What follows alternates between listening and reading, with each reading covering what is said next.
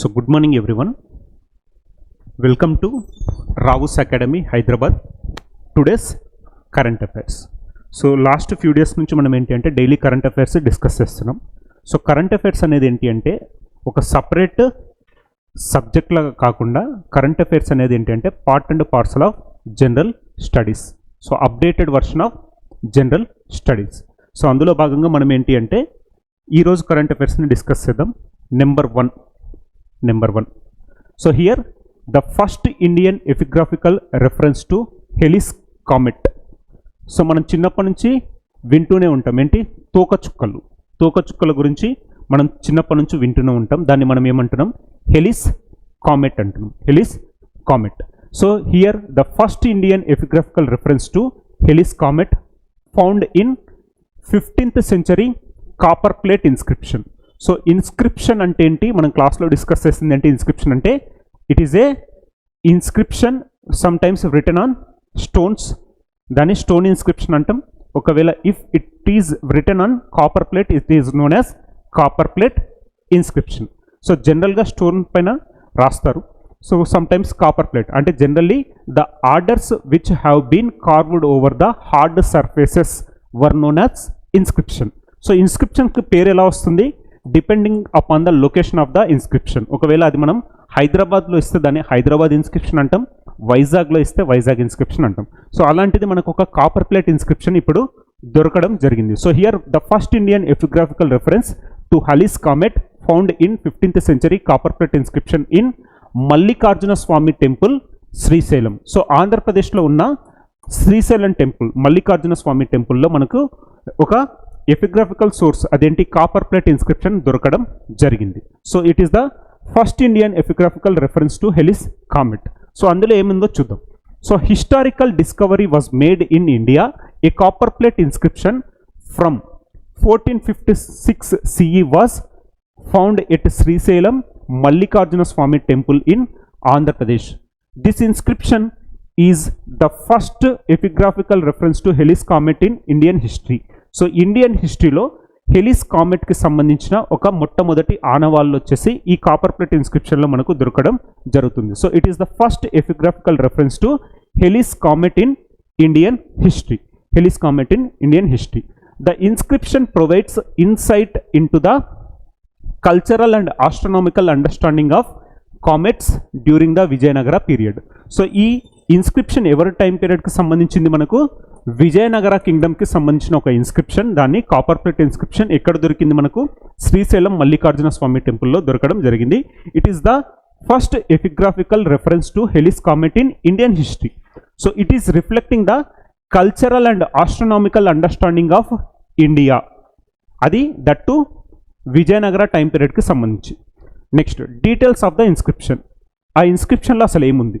The inscription is written in Sanskrit using the Nagari script. It documents a grant made by the Vijayanagara ruler Mallikarjuna. This grant was issued on June 28, 1456 CE, corresponding to the date of Halley's comet's appearance. The inscription mentions the appearance of the comet and meteor shower, even traditionally viewed as ominous. అంటే హిస్టరీలో మనకు తోకచుక్కను చూడడం ఏంటి అంటే అది చాలా మంచి పరిణామంగా పరిగణించబడరు. It is a sign of bad things. So జనరల్గా ఏంటి అంటే ఆమ్నియస్ అంటే ఏంటి అంటే బ్యాడ్ ఈవెంట్ అని అర్థం.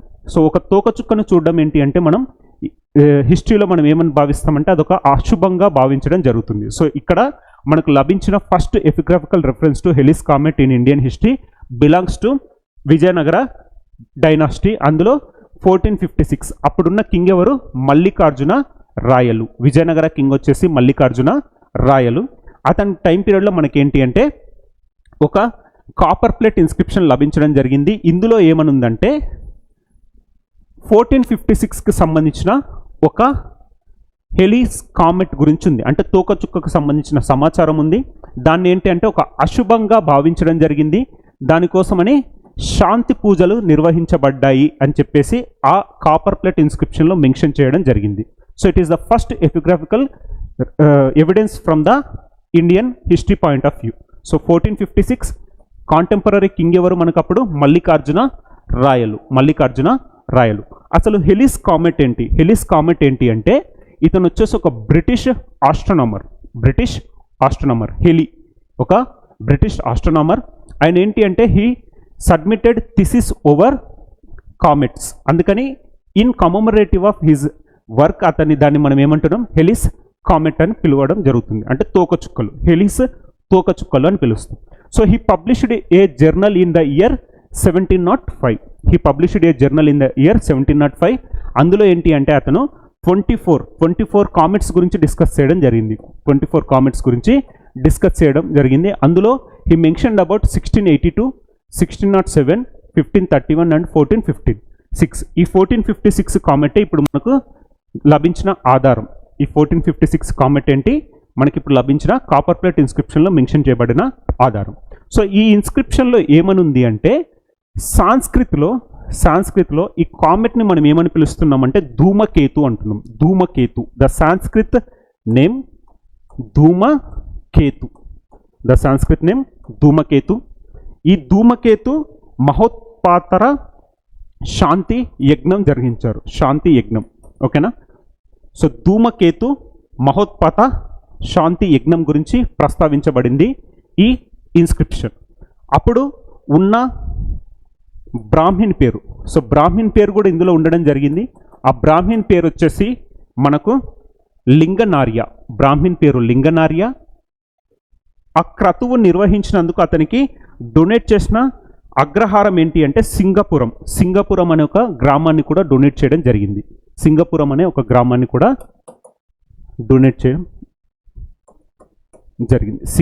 గ్రామం డొనేట్ చేయడం జరిగింది. సో ఇండియన్ హిస్టరీలో మనం ఆల్రెడీ డిస్కస్ చేస్తున్నాం. ఎప్పుడైనా క్రతువులు నిర్వహించిన తర్వాత రాజులేంటి ఆ బ్రాహ్మణ్కి ఒక అగ్రహారాలను విలేజ్ని కానీ డొనేట్ చేయడం జరిగింది. సో ఇక్కడ కూడా లింగనార్య అనే ఒక బ్రాహ్మణ్ వచ్చేసి ఏంటి అంటే ఈ ధూమకేతు శాంతి పూజను నిర్వహించడం జరిగింది. అది నిర్వహించినందుకు వచ్చేసి Mallikarjuna Rayalu donated Singapuram village to the Brahmin Linganarya. So ఇవన్నీ మనకు వచ్చేసి ఏంటంటే హెలిస్ కామెంట్ గురించి చెప్తున్నాయి. సో హెలిస్ కామెంట్ ఏంటి అంటే అతను ఒక British astronomer who researched over comets. He submitted thesis in the year 1705. He mentioned about 24 comets. అందులో ఉన్న ఇండియాకు సంబంధించిన 1456 కామెట్కి సంబంధించిన సమాచారం మనకి ఇప్పుడు వచ్చేసి ఏంటి అంటే కాపర్ ప్లేట్ ఇన్స్క్రిప్షన్లో దొరకడం జరిగింది. విజయనగర కింగ్స్కి సంబంధించింది. ఆ టైంలో ఉన్న కింగ్ ఎవరు? మల్లికార్జున రాయలు. సో విజయనగర డైనాసిటీ గురించి మనం డిస్కస్ చేస్తాం ఆల్రెడీ. మనకు వచ్చేసి ఏంటి సంగమ, సాలువ, తులువ, ఆరవీటి డైనాసిటీస్ 4 డైనాసిటీస్ ఉన్నాయి. సంగమ, సాలువ, తులువ, ఆరవీటి డైనాసిటీస్ ఉన్నాయి. దానికి సంబంధించిన background Vijayanagara kings. So next topic వచ్చేసి king cobra from Karnataka dies at Bhopal's Van Vihar national park. So ఇప్పుడు ఒక కింగ్ కోబ్రా భోపాల్లో చనిపోతే మనకి ఎందుకు ఇంపార్టెంట్ అంటే ఇదేంటి అంటే లొకేషన్ బేసిస్గా కాకుండా ఎన్విరాన్మెంట్ బేసిస్గా చదువుకోవాల్సిన టాపిక్. సో ఇక్కడ ఏంటి అంటే మనకు జనవరిలో భోపాల్లో ఒక సమ్మిట్ జరుగుతుంది, ఇండియన్ ఫారెస్ట్కి సంబంధించిన ఒక సమ్మిట్. అందులో ఏంటి అంటే భోపాల్లో ఒకప్పుడున్న కింగ్ కోబ్రా ఇప్పుడు ఏంటి అంటే మొత్తం అంతరించిపోవడం జరిగింది. సో ఇక్కడ ఏంటి అంటే ఒక ఒప్పందం జరిగింది ఎవరెవరికి? భోపాల్ అంటే మధ్యప్రదేశ్కి మరియు కర్ణాటకకు సంబంధించిన ఒక ఒప్పందం జరిగింది. అందులో అనుగుణంగా కర్ణాటక నుంచి 2 కింగ్ కోబ్రాలు మధ్యప్రదేశ్కి ఇవ్వడం, మధ్యప్రదేశ్ నుంచి 2 టైగర్స్ని కర్ణాటకకు ఇవ్వడం జరిగింది. అందులో భాగంగా తీసుకొచ్చిన కింగ్ కోబ్రాలో ఒకటి చనిపోవడం జరిగింది. ఇదేంటి అంటే ట్రాన్స్లోకేషన్ ఆఫ్ ద స్పీసీస్. అంటే ఒక ప్రాంతంలో ఉన్న స్పీసీస్ని ఇంకో ప్రాంతానికి తీసుకొచ్చిన తర్వాత అవి న్యాచురల్ హ్యాబిటాట్కి అలవాటు పడతాయా పడవా అనేది పెద్ద కాన్సెప్ట్ ఇప్పటివరకు. అదేంటి అంటే ఇప్పటికీ కూడా పెద్ద మిస్టరీ. ఒక ప్రాంతంలో నివసించే జీవులు ఇంకొక ప్రాంతంలో ఉన్న వాతావరణానికి అలవాటు పడి జీవించగలవా అనేవి మనం రీసెంట్గా తీసుకొస్తున్న కొన్ని ప్రొసీజర్స్. అందులో భాగంగా వీళ్ళేంటి అంటే కర్ణాటక నుంచి మనకు 2 కింగ్ కోబ్రాస్ వచ్చేసి మధ్యప్రదేశ్కి రావడం జరిగింది. మధ్యప్రదేశ్ నుంచి 2 టైగర్స్ వచ్చేసి కర్ణాటకకి ఇవ్వడం జరిగింది. అందులో భాగంగా తీసుకొచ్చిన ఒక కింగ్ కోబ్రాలో ఒకటి చనిపోవడం జరిగింది. 2 కింగ్ కోబ్రాలలో ఒకటి చనిపోవడం జరిగింది. So king cobra from Karnataka డైసెట్ Bhopal's Van Vihar national park. So ఆ కింగ్ కోబ్రా పేర్లు ఏంటి? Nagarjuna and another 8-year-old male king cobra Nagashana. ఓకేనా, నాగశాన. ఒకటి వచ్చేసి నాగార్జున, ఇంకొకటి Nagashana. Were brought to the Van Vihar national park Bhopal from Pilikula biological park in Karnataka.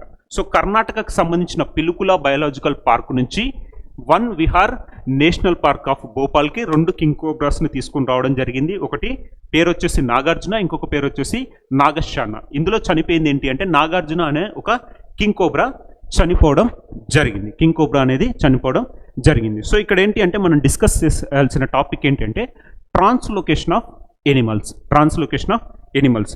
So మనం ఏంటి రీసెంట్గా మనం ఏమని చూసాము అంటే, ఫస్ట్ ఇది రాసుకోండి, కింగ్ కోబ్రా సైంటిఫిక్ నేమ్ ఏంటి? ఓఫియోగస్ హన్నా. ఓఫియోగస్ హన్నా సైంటిఫిక్ నేమ్ అనేది చాలా ఇంపార్టెంట్. ఓఫియోగస్ హన్నా. సో రీసెంట్గా మనం చూసిన ట్రాన్స్లోకేషన్కి సంబంధించిన ఇన్సిడెంట్స్ ఏంటి అంటే cheetahs reintroduction. Cheetahs reintroduction. Cheetahs reintroduction to Kuno national park. Kuno national park. So few years back ఏమైంది? Cheetahs reintroduction to Kuno national park. So cheetahs ఎక్కడి నుంచి రావడం జరిగింది మనకు? Namibia and South Africa. So African cheetahs వచ్చేసి reintroduction in Kuno national park. ఇది కూడా మనకు మధ్యప్రదేశ్లో ఉండడం జరిగింది. నెక్స్ట్ వచ్చేసి ఏంటి అంటే ఇండియన్ పాయింట్ ఆఫ్ వ్యూలో తీసుకుంటే మధ్యప్రదేశ్ అండ్ ఒడిస్సా మధ్యలో tigers exchange. Tigers exchange between Madhya Pradesh and Odisha. Madhya Pradesh and Odisha.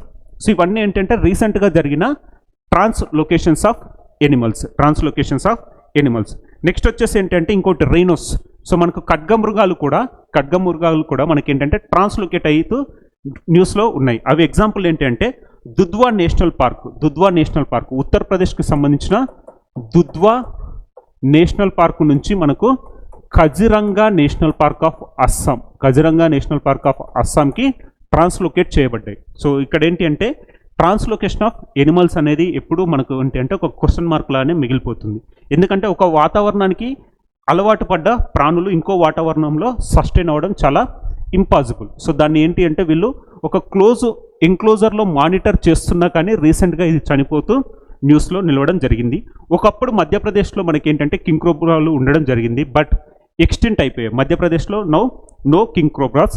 కాబట్టి వాళ్ళు తీసుకొచ్చిన ప్రాజెక్టే ఇదేంటి అంటే translocation of king cobras from Karnataka. ఎక్స్చేంజ్లో వాళ్ళు 2 టైగర్స్ ఇచ్చి వీళ్ళు 2 కింగ్ కోబ్రాస్ని తీసుకుని రావడం జరిగింది. అందులో ఒకటి చనిపోతూ న్యూస్లో నిలిచింది. మనకి ఇప్పుడు ఇంపార్టెంట్ ఏంటంటే Van Vihar national park in Bhopal, Madhya Pradesh. At the same time Pilikula biological park of Karnataka. Biological park of Karnataka.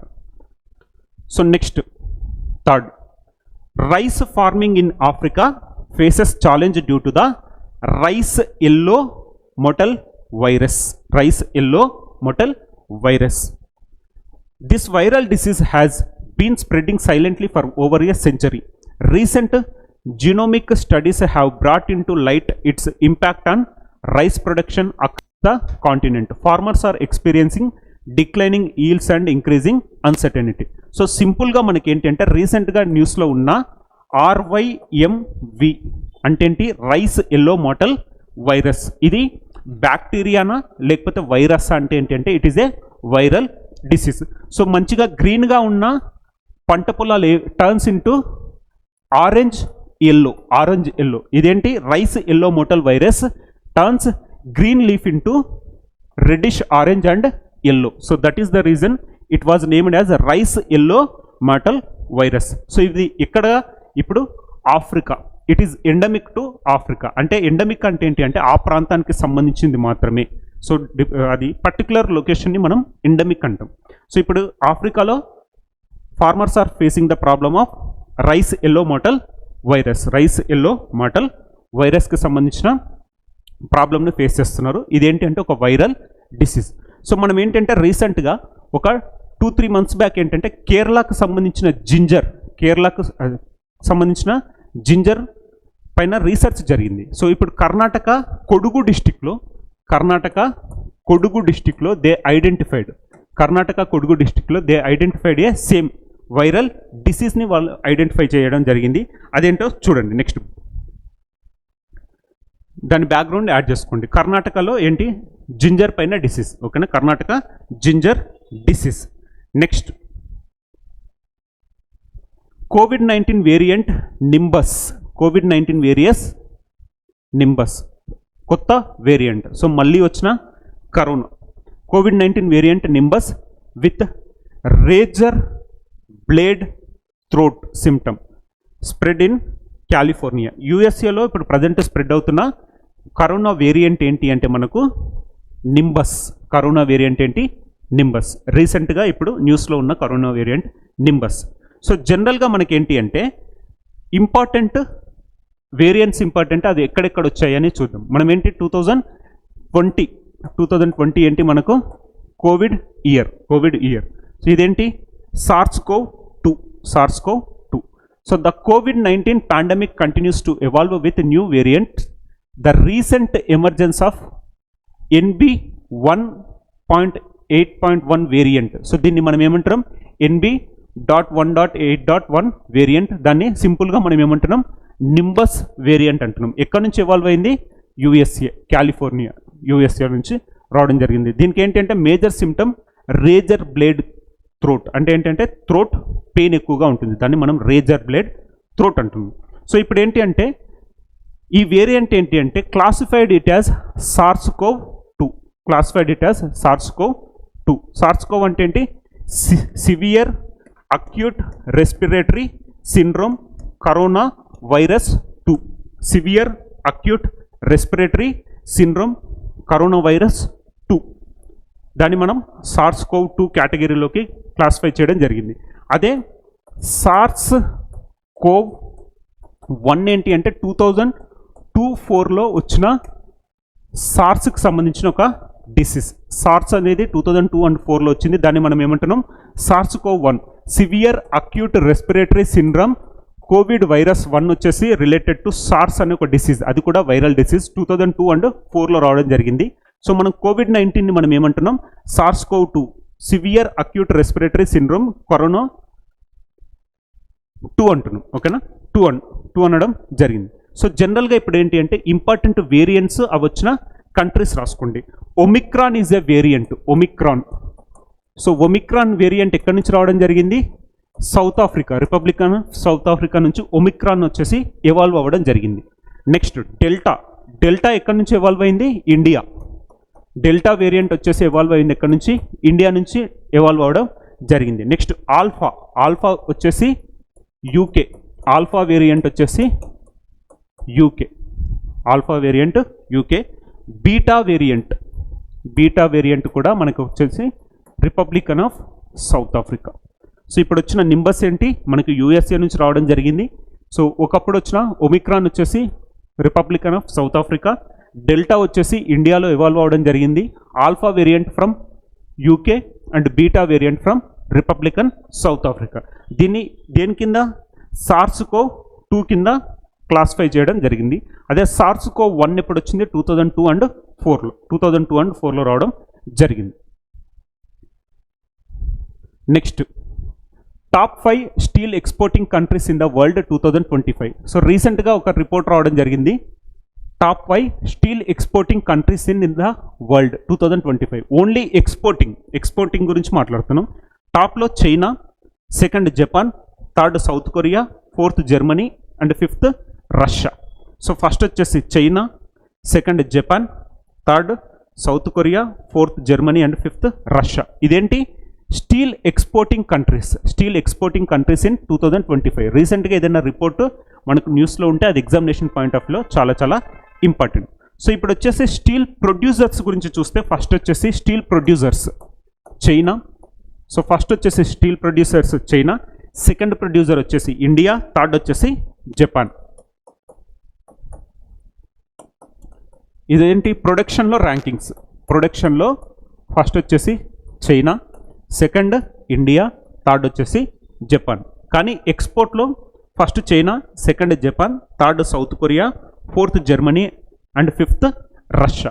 ఓవరాల్గా ప్రొడక్షన్లో టాప్ కంట్రీ వచ్చేసి China, second country India, third వచ్చేసి జపాన్. అదే ఒరిస్సా, అదే మన ఇండియన్ స్టేట్లో చూసుకుంటే టాప్ ప్రొడ్యూసర్స్ స్టేట్స్ పరంగా చూసుకుంటే నెంబర్ 1 వచ్చేసి Odisha, number 2 Jharkhand, number 3 Chhattisgarh. Examination point of లో మనకి చాలా ఇంపార్టెంట్ క్వశ్చన్స్ ఏంటి అంటే leading producers of the respective states అనేది చాలా ఇంపార్టెంట్. అందులో టాప్ ప్రొడ్యూసింగ్ స్టీల్ స్టేట్స్ ఏంటి ఇండియాలో? ఒరిస్సా, జార్ఖండ్ అండ్ ఛత్తీస్గఢ్. ప్రపంచంలోనే ప్రొడక్షన్లో we have China, India and Japan, top producers of steel in the world. So ఎక్స్పోర్ట్లో steel exporting countries in the world in 2025 China, Japan, South Korea, Germany and Russia. Next, panel formed to address coaching center dependency. So the Union Education Ministry has established a panel to address the growing reliance of students on coaching centers. This initiative aims to evaluate competitive entrance examination and the overall schooling system. The panel, led by Higher Education Secretary Vinith Joshi, will explore various factors contributing to this trend. So సింపుల్గా ఏంటి అంటే మనం చిన్నప్పటి నుంచి స్కూల్లో చదువుకున్న టాపిక్సే మనకేంటి అంటే 10th వరకు చదువుకున్నవి, ఇంటర్లో చదువుకునే మనకు నీట్ ఎగ్జామ్ కానీ ఎంసెట్ కానీ అలా అందులో ఉంటాయి. సో దానికోసం మనం కోచింగ్స్ తీసుకోవడం జరుగుతుంది. మళ్ళీ సెకండ్ వచ్చేసి ఏంటి అంటే డిగ్రీ అండ్ పీజీలో ఉన్న టాపిక్సే మనకు కాంపిటేటివ్ ఎగ్జామ్స్లో ఉంటాయి. అయినా కానీ మనం ఏంటి అంటే కోచింగ్ మస్ట్ అంటాం. కానీ ఇప్పుడు ఏంటి, వీళ్ళు వచ్చేసి వినీత్ జోషి ఆధ్వర్యంలో ఒక కమిటీ వచ్చింది. వీళ్ళు ఏంటి అంటే ఇండియన్ ఎడ్యుకేషన్లో ఉన్న ఆ గ్యాప్స్ ఎందుకు, ఆ గ్యాప్స్ దేనిపైన ఉండడం జరిగింది, ఎందుకు the people are depending on the coaching centres అని చెప్పేసి వాళ్ళు వచ్చేసి ఒక కమిటీని తీసుకొని రావడం జరిగింది. అదే వినీత్ జోషి కమిటీ. ఇతను వచ్చేసి చైర్మన్. ఇప్పుడు ఏంటి, ఇండియాలో ఉన్న కాంపిటేటివ్ ఎగ్జామ్స్ ఏంటి?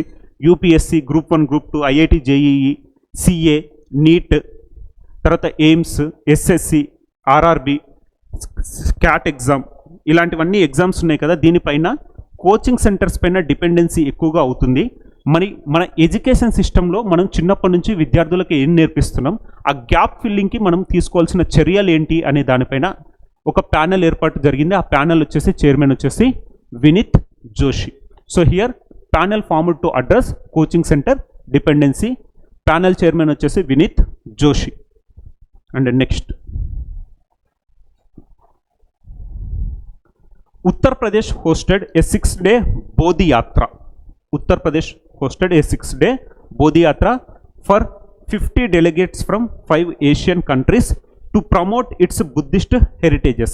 So సింపుల్గా రీసెంట్గా ఏ స్టేట్ న్యూస్లో ఉంది బోధి యాత్రను తీసుకొచ్చి అంటే Uttar Pradesh. So Uttar Pradesh government recently launched Bodhi Yatra in order to promote its Buddhist heritage అనమాట. సో రీసెంట్గా మనం బుద్ధిస్ట్కి సంబంధించిన పొసన్ పోయా ఫెస్టివల్ చూస్తాం. పొసన్ పోయా ఫెస్టివల్ ఎక్కడ? Sri Lanka. 2000 years of completion of Buddhism in Sri Lanka Poson Poya festival జరగడం జరిగింది. సో అశోకుడు కొడుకు Mahindra reached Sri Lanka and the event completed 2000 years. So in commemorative of that event they celebrated Poson Poya festival in Sri Lanka. Earlier in May Vietnam, ఇండియాకు సంబంధించిన బుద్ధుడికి సంబంధించిన relics were given to Vietnam in commemorative of Vesak festival. United Nations organise చేసిన Vesak festival కోసం ఇండియాకు సంబంధించిన బుద్ధుడి అవశేషాలు relics was given to Vietnam. 1 month తర్వాత వాళ్ళు మళ్ళీ రిటర్న్ చేయడం జరిగింది. సో పొసన్ పోయా ఫెస్టివల్ తర్వాత Vesak festival are important with respect to the Buddhism. ఇప్పుడు ఉత్తరప్రదేశ్ తీసుకొచ్చింది మనకు Bodhi Yatra in order to promote its Buddhist heritage. So next బుద్ధుడికి సంబంధించింది ఏంటి? పంచకళ్యాణాస్ అంటాం, 5 ఉంటాయి. సో ఫస్ట్ వచ్చేసి ఏంటి? లోటస్, సెకండ్ హార్స్, థర్డ్ వచ్చేసి బోధి ట్రీ, ఫోర్త్ వచ్చేసి వీల్ ధర్మచక్ర పరివర్తన, ఫిఫ్త్ వచ్చేసి స్తూప మహాపరి నిర్వాణ. పంచకళ్యాణాస్ అంటాం. Next, Karnataka issues ordinance to secure rights and welfare of gig workers. So చాలా చాలా ఇంపార్టెంట్. గిగ్ వర్కర్స్ అంటే ఏంటి అంటే డిజిటల్ ప్లాట్ఫామ్ వర్కర్స్. సో వాళ్ళకి ఏంటి అంటే ఇప్పుడు Karnataka platform based gig workers security welfare ordinance 2025 governor approval జరిగింది. సో దీనికి ఏంటి అంటే సింపుల్గా కర్ణాటక రీసెంట్గా గిగ్ వర్కర్స్ కోసం ఆర్డినెన్స్ తీసుకొస్తూ న్యూస్లో ఉన్న స్టేట్ ఏంటి అని అడుగుతారు. అదేంటి? కర్ణాటక. సో జనరల్గా మనకి ఏంటంటే గిగ్ వర్కర్స్ అంటే ఏంటంటే డిజిటల్ ప్లాట్ఫామ్ పైన వర్క్ చేసేవాళ్ళు. వాళ్ళకి ఏంటి అంటే ఎంప్లాయీస్కి వాళ్ళకు ఉన్నట్టుగా వాళ్ళకు సేఫ్టీ అండ్ రూల్స్ తర్వాత వీళ్ళకి సంబంధించిన ప్రొవిజన్స్ ఉండవు. So in order to make that Karnataka issues ordinance to secure the rights and welfare of gig workers. Gig వర్కర్స్లో ఎగ్జాంపుల్ మనకి ఎవరెవరు ఉంటారు? స్విగ్గీ, జొమాటో, ఊబర్, ఓలా ఇలాంటి డిజిటల్ ప్లాట్ఫామ్లో ఉండే వాళ్ళను మనం గిగ్ వర్కర్స్ అంటాం. వాళ్ళ safety and security and welfare కోసం కర్ణాటక గవర్నమెంట్ తీసుకొచ్చిన ఒక ఆర్డినెన్స్ ఇప్పుడు న్యూస్లో ఉండడం జరిగింది. సో కర్ణాటక గురించి మనం డిస్కస్ చేస్తే కోకోనట్ ప్రొడక్షన్లో టాప్ స్టేట్ ఏంటి? కర్ణాటక. తర్వాత ఆంధ్రప్రదేశ్ అండ్ కర్ణాటక మధ్య ఒక వివాదం, తోతాపూడి మ్యాంగోస్కి సంబంధించిన ఒక వివాదం చూస్తూ మనం కర్ణాటక చూసాం. కర్ణాటక వచ్చేసి రీసెంట్లీ సోలార్ పవర్ అడిషన్లో టాప్ స్టేట్ కర్ణాటకకు సంబంధించి. సో కర్ణాటకకు సంబంధించిన కింగ్ కోబ్రాస్ వచ్చేసి భోపాల్కి ట్రాన్స్ఫర్ చేయడం జరిగింది. ఓకేనా? The Karnataka government recently passed the Karnataka platform based gig workers social security and welfare ordinance 2025 to provide social security and welfare benefits to gig workers. Gig workers అంటే ఎవరు? డిజిటల్ ప్లాట్ఫామ్ బేస్డ్గా work చేసేవాళ్ళు. Example మనకు Zomato, Swiggy, Rapido వీళ్ళు ఉంటారు కదా, ఓలా, వీళ్ళని మనం ఏమంటాం? గిగ్ వర్కర్స్ అంటాం. వాళ్ళకి రూల్స్ అండ్ రెగ్యులేషన్స్ ప్రొవిజన్స్ అని ఉండవు. కాబట్టి Karnataka government issued an ordinance to provide social security and welfare benefits to gig workers. So this ordinance aims to create a welfare fund funded by a cess on platform transactions to support gig workers with benefits like వాళ్ళకి ఏమేమి ఉంటాయి? Disability cover వస్తుంది, accidental insurance and health benefits ఇవ్వడం జరుగుతుంది. So Karnataka రీసెంట్గా తీసుకొచ్చిన ఒక కొత్త ఇనిషియేటివ్, గిగ్ వర్కర్స్కి కూడా వాళ్ళు providing social security. Next Kami Rita Sherpa,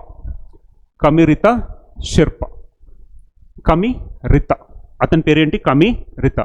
A 55-year-old Nepal climber is known as Everest man. ఇతనుకున్న టైటిల్ ఏంటి? Everest man. For his record breaking 31 ascents of mount Everest. అంటే ఏంటి? 31 సార్లు ఎవరెస్ట్ని అధిరోహించి అతను న్యూస్లో నిలవడం జరిగింది. ఎవరు 31 సార్లు అధిరోహించిన వ్యక్తి ఎవరు? కమిరితా షెర్పా. ఇతను వచ్చేసి ఏంటి అంటే నేపాల్కి సంబంధించిన వ్యక్తి. రికార్డ్ టైమ్గా 31 టైమ్స్ వచ్చేసి ఎవరెస్ట్ శిఖరాన్ని అధిరోహించడం జరిగింది. సో మనం రీసెంట్గా విశ్వనాథ్ కార్తికేయ తెలంగాణకు సంబంధించిన Vishwanath Karthikeya youngest Indian to complete 7 summits challenge. Youngest Indian to complete 7 summits challenge అని చెప్పేసి మనం డిస్కస్ చేయడం జరిగింది. ఇతను ఏంటి అంటే హైదరాబాద్కి సంబంధించిన వ్యక్తి, విశ్వనాథ్ కార్తికేయ. నెక్స్ట్ అదే హిమాచల్ ప్రదేశ్కి సంబంధించిన చోంజింగ్ ఆంగ్మో హిమాచల్కి సంబంధించిన ఒక blind women, first Indian blind women who claimed mount Everest అంటే ఆంగ్మో. హిమాచల్ ప్రదేశ్కి సంబంధించిన ఆంగ్మో అనే ఒక లేడీ, ఆమె బ్లైండ్, అంధురాలు. ఆమె ఏంటి అంటే మౌంట్ ఎవరెస్ట్ని అధిరోహించిన first Indian blind women. Himachal ప్రదేశ్కి సంబంధించిన ఆంగ్మో. సో ఇతను వచ్చేసి ఏంటంటే 31 టైమ్స్ కాబట్టి ఇతనికి వచ్చిన టైటిల్ ఏంటి? Everest man Kami Rita Sherpa. So ఒకసారి టుడేస్ కరెంట్ అఫైర్స్ని మనం రీకాల్ చేస్తే,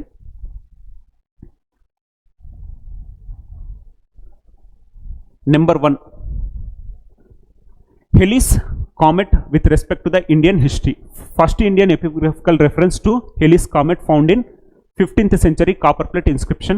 అప్పుడున్న కింగ్ ఎవరు? విజయనగర కింగ్ మల్లికార్జున రాయలు. ఈ హెలిస్ తోకచుక్క అనేది ఏంటి అంటే సూర్యుడు చుట్టూ హెలిప్టికల్ ఆర్బిట్లో తిరుగుతూ ఉంటుంది. ఎవ్రీ 75 or 76 ఇయర్స్కి ఒకసారి భూమికి దగ్గరగా వస్తుంది. ఎవ్రీ 75 and 76 ఇయర్స్కి దగ్గరగా రావడం జరుగుతుంది. అలాంటి దానికి సంబంధించింది ఏంటి అంటే 1705లో హెలిస్ ఒక ఇంగ్లాండ్కి సంబంధించిన, బ్రిటన్కి సంబంధించిన ఒక astronomer published A journal. in which he mentioned about the comets.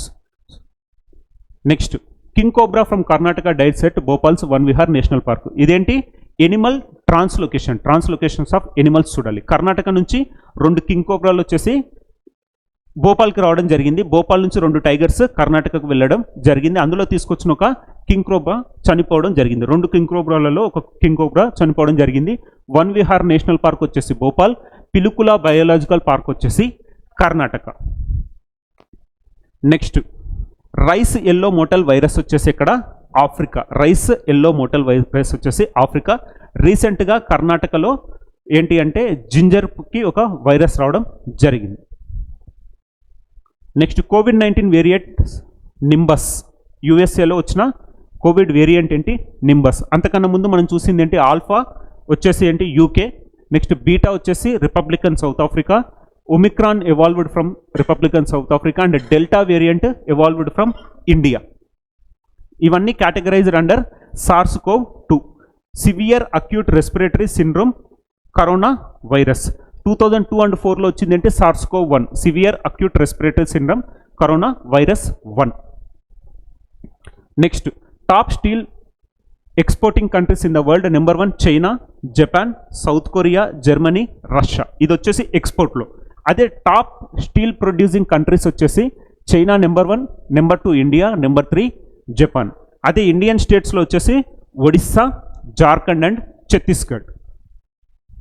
Next, panel formed to address coaching centre dependency.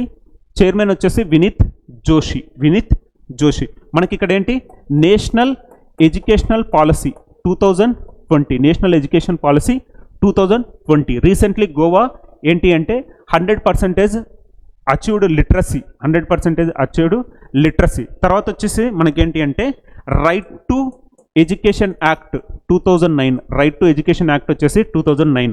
So article 21A, it is a fundamental right. ఏంటి right to education is a fundamental right under article 21A. Right to education act వచ్చేసి 2009లో రావడం జరిగింది. రీసెంట్గా ఇండియాలో ఉన్న national education policy 2020. Next, బోధి యాత్ర. ఉత్తరప్రదేశ్ తీసుకొచ్చిన ఒక ఇనిషియేటివ్ ఏంటి బోధి Yatra in order to promote the states Buddhist heritage. పోసన్పోయ festival Sri Lanka, తర్వాత Vesak festival Vietnam. Next, Karnataka issues ordinance to secure rights and welfare of gig workers to provide social security and welfare benefits to the gig workers. Gig workers అంటే ఎవరు? Digital platform బేస్డ్గా work చేసే వాళ్ళు.